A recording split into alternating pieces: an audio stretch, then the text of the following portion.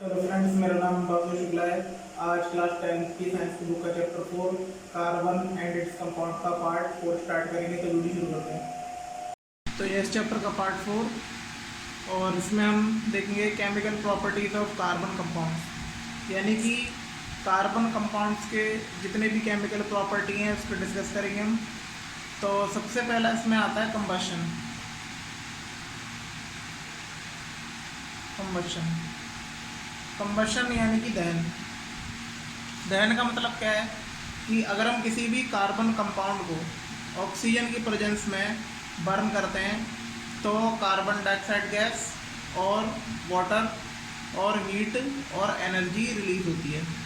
और ये टाइप की एक्सोथर्मिक रिएक्शन भी होती है क्योंकि इससे हीट और लाइट इवॉल्व हो रही है। तो इसको समझ लेते हैं। जैसे मीथेन है, तो मीथेन एक हाइड्रोकार्बन है और इसको बर्न किया जाए तो यहाँ पर carbon dioxide gas, H2O, water molecule और हीट एंड एनर्जी। तो ये चाहे छोटा या बड़ा कैसा भी कार्बन कंपाउंड है, ये हाइड्रोकार्बन है, तो उसमें सेम फॉर्मूला आपका यही होगा। और एक और बात है, जैसे ये सैचुरेटेड है यानी कि कार्बन और हाइड्रोजन के बीच या कार्बन के बीच हर जगह देखा जाए तो सिंगल ही बॉन्ड है। और जितने भी सैचुरेटेड यानी जितने भी एल्केन वाले हाइड्रोकार्बन हैं वो जो उनकी बर्न करेंगे तो उनकी जो फ्लेम होती है वो ब्लू रंग की होती है। और जो अनसैचुरेटेड होते हैं जैसे डबल और ट्रिपल बॉन्ड, जैसे एल्कीन और एल्काइन वाले हाइड्रोकार्बन, तो जो उसकी फ्लेम होगी उसका कलर होगा येलो और सूटी टाइप होगी, यानी उससे कजली ज्वाला निकलेगी, यानी कि धुआं भी होगा उससे। और एक और कारण हो सकता है कि अगर जितना भी फ्यूल है अगर उसमें ऑक्सीजन मिनिमम सप्लाई हो रहा है तो इसलिए भी उसमें सूटी फ्लेम भी जल सकती है। अगर उसमें पूरी तरीके से ऑक्सीजन फ्लेम पूरी तरह से सप्लाई हो रही है तो इसका मतलब क्या है कि वो पूरी तरीके से सही से जल रहा है। तो इसके बारे में लिख दिया है, saturated hydrocarbon Burns generally with A blue flame in good supply of air, यानी जब उसमें एयर की सप्लाई अच्छे तरीके से होती है तो जो उसकी फ्लेम का कलर होता है ब्लू रंग का होता है। एंड विद ए येलो सूटी flame in limited supply of air, यानी हम लिमिटेड सप्लाई करें एयर में किसी भी हाइड्रोकार्बन में तो जो बर्न होगा वो उसकी फ्लेम होगी उसका कलर होगा येलो। और sooty flame are seen when unsaturated hydrocarbon are burn. तो अगर अनसैचुरेटेड हाइड्रोकार्बन है तो उसमें भी हमें कजली वाला देखने को मिल जाती है। तो ये नेक्स्ट टॉपिक ऑक्सीडेशन। ऑक्सीडेशन का मतलब क्या होता है, ये मैंने पहले चैप्टर में बताया था कि अगर रिएक्टेंट से प्रोडक्ट साइड में अमाउंट ऑफ ऑक्सीजन इंक्रीज हो जाती है तो ऑक्सीडेशन वो कहलाता है। और इस टॉपिक में इस चैप्टर में ऑक्सीडेशन का मतलब है कि अगर हम किसी भी एल्कोहलिक कार्बनिक कंपाउंड यानी जिस भी कार्बन कंपाउंड में अल्कोहल अटैच होगा तो उसको हम किस में बदलना चाहते हैं, कार्बोक्सिलिक एसिड के कंपाउंड में, तो ये ऑक्सीडेशन में बताया जाएगा। और यहाँ पर ऑक्सीडेशन के दो कंपाउंड होंगे ताकि वो एल्कोहलिक सब्सटेंस को ऑक्सीडाइज कर दे और उसका कार्बोक्सिलिक एसिड बना दे। तो पहला है यहाँ पे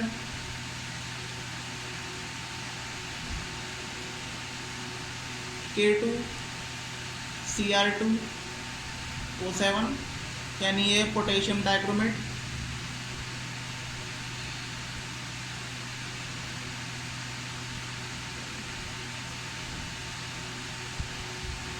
पोटेशियम डाइक्रोमेट।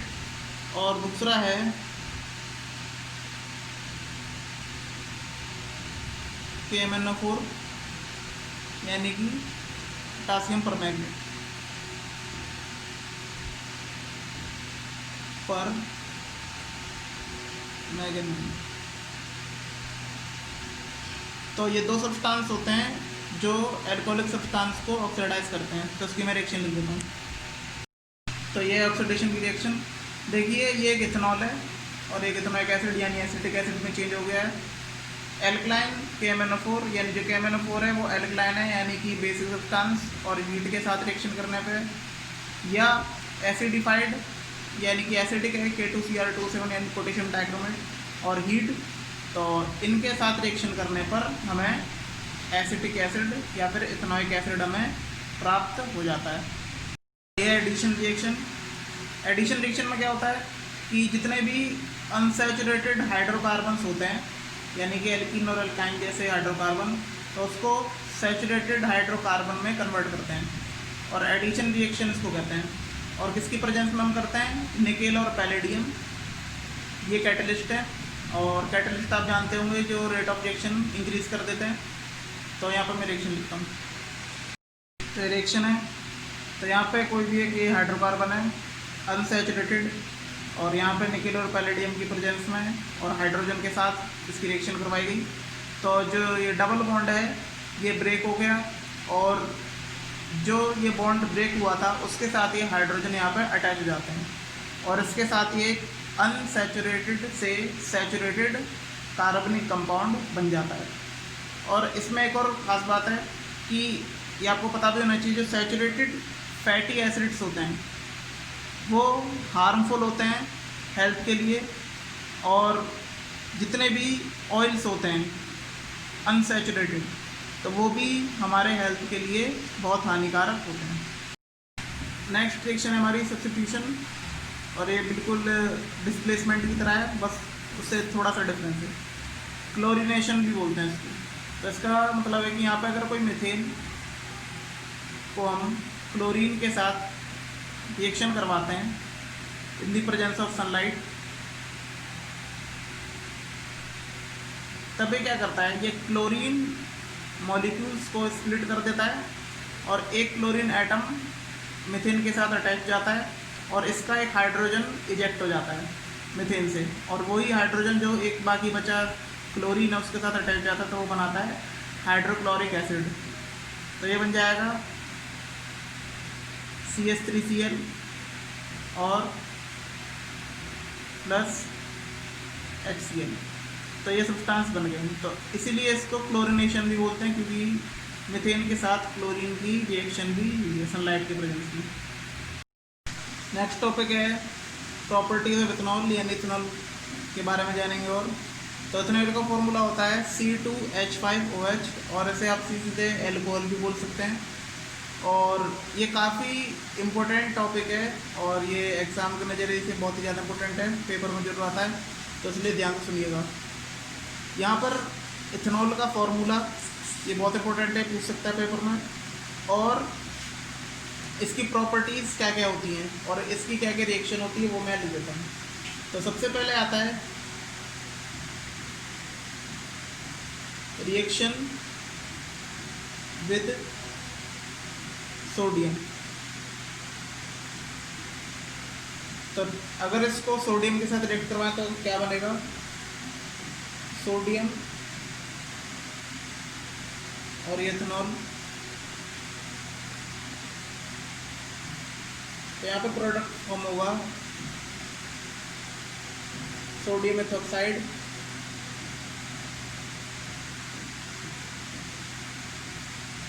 ये इंटरमीडिएट कंडीशन है, इसलिए मैंने इनको आयंस की फॉर्म में लिखा है, और हाइड्रोजन सोडियम एथोक्साइड। नेक्स्ट है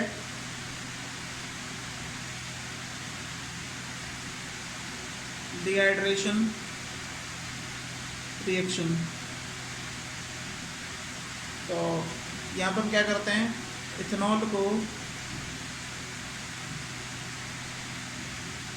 कंसंट्रेटेड H2SO4 यानी कि सल्फ्यूरिक एसिड के साथ रिएक्शन करवाते हैं, तो हमें इथीन प्राप्त होता है और H2। देखिए सल्फ्यूरिक एसिड जो है ये डिहाइड्रेटिंग एजेंट होता है, और इसका काम होता है वाटर मॉलिक्यूल्स को निकालना, कोई सा भी सब्सटेंस हो। तो यहाँ पर देखिए जैसे इथेनॉल है, तो यहाँ पर एक इसने हाइड्रोजन, 2 हाइड्रोजन और 1 ऑक्सीजन को रिमूव कर दिया है, और यहाँ पर वाटर मॉलिक्यूल को उसने निकाल लिया है। और यहाँ पे एक अनसैचुरेटेड हाइड्रोकार्बन रह गया है। तो ये है हमारी डिहाइड्रेशन रिएक्शन। और इसकी बहुत सारी प्रॉपर्टीज़ होती हैं, मेडिसिन में भी इसको लिया जाता है, या कफ वगैरह जो प्रॉब्लम होती है उसमें भी इथेनॉल का बहुत यूज़ होता है। और काफ़ी क्वांटिटी में बहुत सारे जितने भी लोग हैं वो इसको कंज्यूम भी करते हैं शराब वगैरह में। और ज़्यादा इसका यूज़ होने पे जितने भी हमारे नर्वस सिस्टम है वो डैमेज हो जाते हैं और उनका कंट्रोल और कोऑर्डिनेशन खो बैठते हैं और काफ़ी सारी इसकी प्रॉब्लम्स आ जाती हैं। तो मैं यहाँ सब ये वीडियो में आगे दे दूँगा। तो ये मैं लिखनी प्रॉपर्टीज़ इथेनॉल की। तो देखिए इसका मेल्टिंग पॉइंट होता है 156 केल्विन और बॉइलिंग पॉइंट होता है 351 केल्विन, और ये पानी में घुल सकते हैं। और ये जितने भी सोप डिटर्जेंट या कॉस्मेटिक के जितने प्रोडक्ट होते हैं उसको प्रिपेयर करने में काम आता है। और ये लेबॉर्ट्री रिएजेंट है, यानी काफ़ी ये लेबॉर्ट्री में यूज़ किया जाता है। तो नेक्स्ट टॉपिक है इथेनॉइक एसिड, और इसका फॉर्मूला है CH3COH। इसको एसिटिक एसिड के भी नाम से जानते हैं और ये काफ़ी यूज़ होता है घरों में सिरके के रूप में। तो अगर 5 से 8% एसिटिक एसिड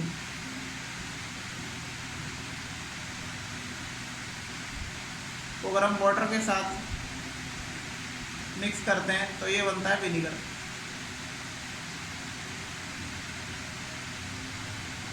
और अगर प्योर एसिटिक एसिड हो तो ये हमारा बनता है ग्लेशियल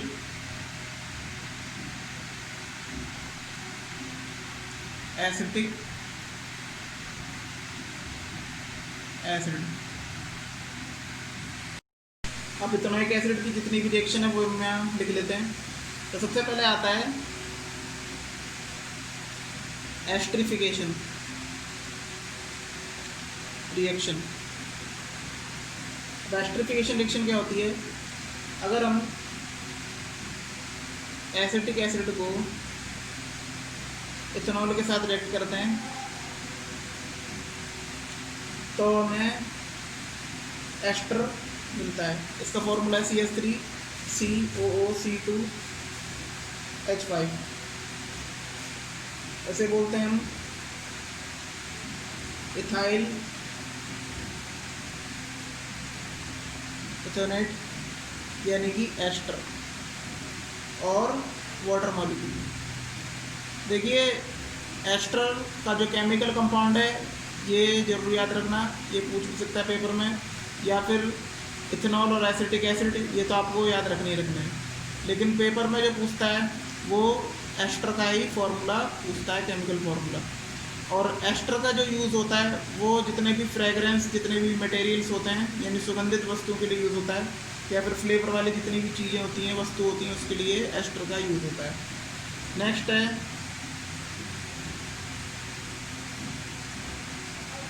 सपोनिफिकेशन रिएक्शन।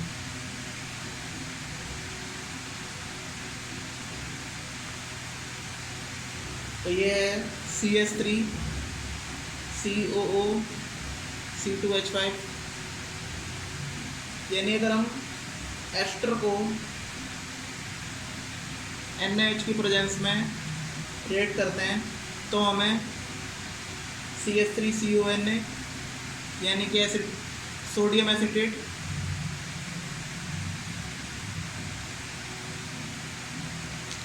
और एल्कोहल प्राप्त होता है। नेक्स्ट है reaction with carbonates and hydrogen carbonate.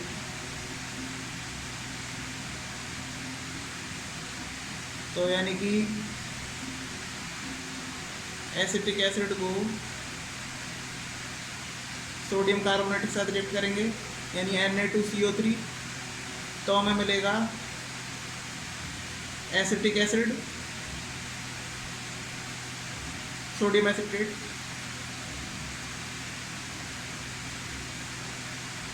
और H2O और CO2।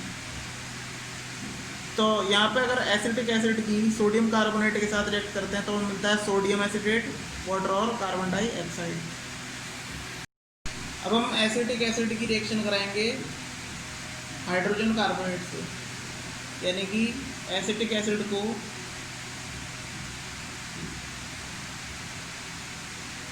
NaHCO3, यह है सोडियम हाइड्रोजन कार्बोनेट, तो हमें प्राप्त होगा सोडियम एसिटेट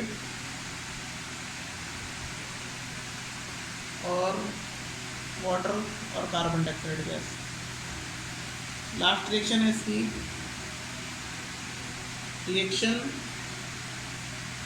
विद बेस, यानी कि कोई बेस ले लें, कोई सब्सटेंस, जैसे ये सोडियम हाइड्रोक्साइड और एसिटिक एसिड, तो हमें फिर से वही मिलेगा सोडियम एसिटेट और वाटर। तो ये कुछ प्रॉपर्टीज़ इथेनॉइक एसिड की।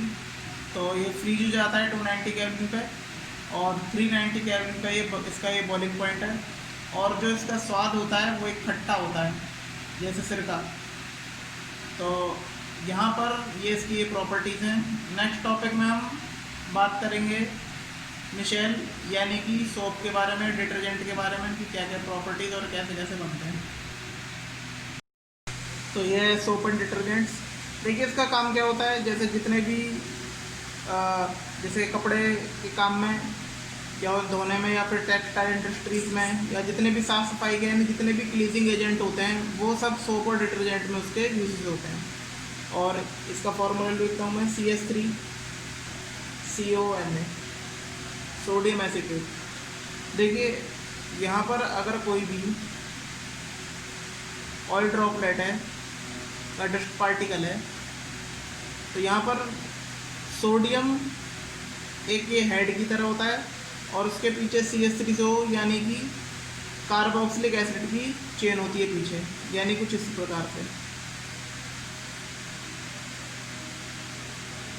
और ये कुछ अटैच इस प्रकार होते हैं।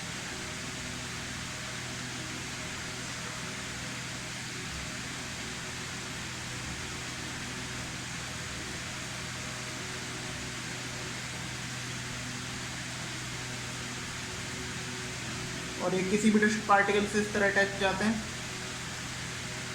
चारों तरफ। तो ये जो होता है हेड, ये होता है सोडियम का, और जो इसके पीछे चैन होती है ये होती है CH3CO-। और ये कुछ इस प्रकार से। तो ये होता है हाइड्रोफिलिक, और जो इसकी चैन होती है ये होती है हाइड्रोफोबिक। यानी हाइड्रोफिलिक का मतलब है ये पानी के साथ मिल जाते हैं, और जो ये चेन दिख रही है आपको ये होती है हाइड्रोफोबिक, यानी कि पानी के साथ नहीं मिलते। अगर ये पानी के साथ नहीं मिलेंगे इसका मतलब क्या है, डस्ट पार्टिकल के साथ मिल जाएंगे। और ये कुछ इस प्रकार के स्ट्रक्चर बनाते हैं। ये इसका हेड है और ये टेल। तो जो आपको स्ट्रक्चर दिख रही है पूरी की पूरी, जब डस्ट पार्टिकल के चारों तरफ ये सोप्स के जितने भी ये मॉलिक्यूल्स हैं ये चारों तरफ उसको घेर लेते हैं, तो एक मिशेल बनाते हैं। मिशेल टाइप की एक स्ट्रक्चर बन जाती है। और ये डस्ट पार्टिकल हम स्कम भी बोलते हैं। स्कम का मतलब ये होता है उसमें मैग्नीशियम के कार्बोनेट्स होते हैं और कैल्शियम के कार्बोनेट्स होते हैं। तो ये टाइप का ये हार्ड वाटर होता है, और हार्ड वाटर को सॉफ्ट वाटर बनाने में काम आते हैं ये डिटर्जेंट्स। और उसके बाद जितने भी ये डस्ट पार्टिकल्स होते हैं ये रिमूव हो जाते हैं किसी भी जैसे कपड़े से, तो उससे रिमूव हो जाते हैं। अब यहाँ पर प्रोसेस बताता हूँ कि कैसे ये किसी भी क्लोथ से डस्ट पार्टिकल कैसे रिमूव होते हैं। तो मान लीजिए एक क्लोथ है और उस पर डस्ट पार्टिकल है। अब यहाँ पे क्या होता है कि बहुत सारे यहाँ पे डिटर्जेंट के या सोप के मॉलिक्यूल्स हैं।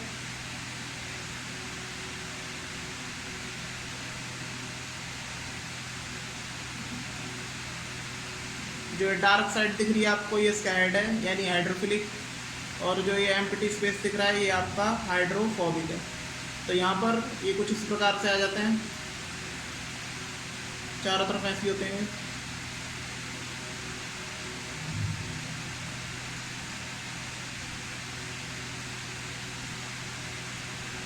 उसके बाद ये इससे अटैच हो जाते हैं।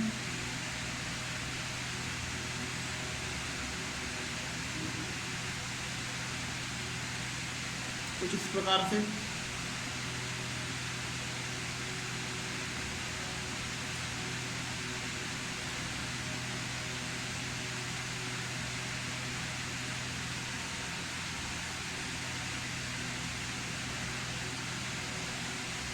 और फिर इनका फोर्स ऑफ ट्रैक्शन इतना स्ट्रांग होता है कि ये इनके बीच का जो फोर्स है यानी कि कोहेसिव एडहेसिव फोर्स जैसे हम बोलते हैं, उससे ये ओवरकम कर जाते हैं और ये इससे स्टिक नहीं हो पाते और फिर ये रिमूव हो जाते हैं। कुछ इस प्रकार से। और यही एक मिशेल स्ट्रक्चर बन जाती है।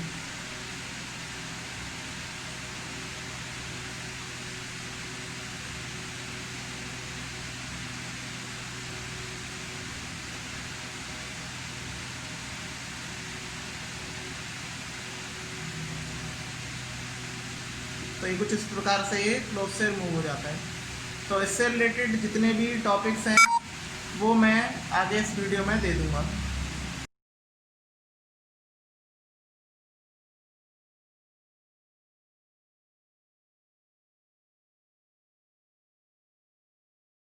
तो कैसा लगा इस चैप्टर का पार्ट 4 कमेंट करके बताइएगा। अगर आपको वीडियो अच्छी लगी तो प्लीज़ लाइक शेयर कमेंट करें। धन्यवाद।